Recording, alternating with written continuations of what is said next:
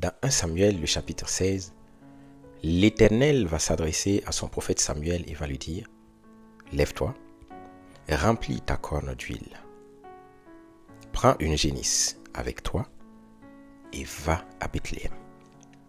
En allant à Bethléem, tu vas leur dire que tu viens pour offrir un sacrifice à l'Éternel. Et tu vas inviter pour ce sacrifice un homme du nom d'Isaïe avec tous ses fils. Car en réalité, j'ai choisi parmi ses fils un homme que mon cœur désire pour roi d'Israël. » Donc ici, l'Éternel est en train de dépeindre quelqu'un qu'il désire pour roi.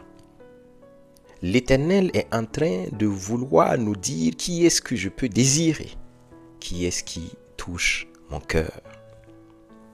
Et Samuel va se lever, il va exécuter ce que l'Éternel lui a recommandé. Il va arriver à Bethléem, il va dire qu'il vient pour offrir un sacrifice. Lorsqu'il va commencer à vouloir faire ce sacrifice, il va inviter Isaïe, il va le sanctifier ainsi que 7 de ses fils, puisque Isaïe va lui présenter 7 fils. Et à chaque fois maintenant qu'un fils passait devant Samuel, Samuel le voyait beau, grand, et Samuel dira, certainement c'est le choix de l'Éternel. Un fils passa, un deuxième, un troisième, jusqu'au 7e fils. Et l'Éternel va dire à Samuel, en réalité, je ne les ai point choisis. L'Éternel ne considère pas ce que l'homme considère. L'homme regarde à ce qui frappe aux yeux, mais l'Éternel regarde au cœur. Donc ici, l'Éternel est venu faire un clivage entre la sélection ou le choix de l'homme par rapport à lui, son choix. Et il dira, mon choix, ce n'est pas le vôtre. Puisque votre choix est basé sur ce qui frappe aux yeux, mais moi, mon choix est basé sur ce qui frappe au cœur. Je ne regarde qu'au cœur. Ainsi, ce qui était beau aux yeux de leur père Isaïe, ce qui était beau aux yeux du prophète, n'était pas le désir de l'Éternel. Alors tous les 7 fils qu'on a présentés au prophète sont passés, et ce n'était point le choix de l'Éternel. Le prophète va poser la question maintenant à Isaïe, sont-ce là tous tes fils? Et Isaïe va dire, il reste le plus jeune. Il reste le rejeton en réalité. Et il n'est même pas là. Son travail, c'est de s'occuper, c'est de paître mes brebis. Et Samuel va dire à Isaïe, envoie le chercher car nous suspendons toute activité sacrificielle maintenant, tant que ce fils ne viendra pas.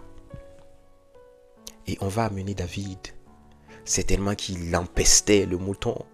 On va amener le petit, ce David qui lui-même va nous faire comprendre qu'en réalité il a été conçu dans le péché. On va nous amener un David non valide selon les hommes, oublié de sa famille, oublié de son père, oublié de ses frères, car aucun de ses frères n'a décidé de le défendre et de dire, mais pourquoi notre frère, le dernier, ne viendrait-il pas non plus pour participer à ce sacrifice?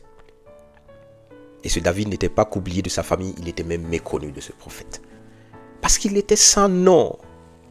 Et il était comme toi et moi, des fois oublié des hommes, méprisé des hommes. Mais en réalité, Dieu regarde à ton cœur. Son cœur était parfait selon l'Éternel. L'Éternel regarde à ce qui frappe au cœur. Et le cœur de ce jeune homme avait frappé l'Éternel. Mais c'est ainsi que lorsque celui qui était méprisé des hommes va se présenter devant l'homme de Dieu, le prophète, loin de l'Éternel, l'Éternel va lui dire, lève-toi et oins-le, car c'est mon choix. Alléluia. Tu es le choix de Dieu. Ne regarde pas à ton apparence. Non, ne regarde pas à tes faiblesses. Ne regarde pas au jugement et ou au barème des hommes. Non, le barème des hommes n'est pas le barème de Dieu. Dieu ne regarde pas selon les critères de l'homme. Mais Dieu a ses propres critères et ces critères sont basés sur le cœur. Et puisque ton cœur est parfait selon Dieu, Dieu te touche, Dieu te saisit et Dieu te prend pour t'utiliser. L'Éternel va commander au prophète de l'oindre et le prophète va oindre David. Et depuis ce jour, l'Esprit de Dieu fut sur David. Et c'est là l'introduction de David dans la Bible. David était méconnu. Mais parce que son cœur a plu à Dieu, David est sorti de l'anonymat pour entrer dans sa destinée. Que la paix de Dieu, son amour, te conduise à marcher dans ta destinée de par la disposition de ton cœur. Amen.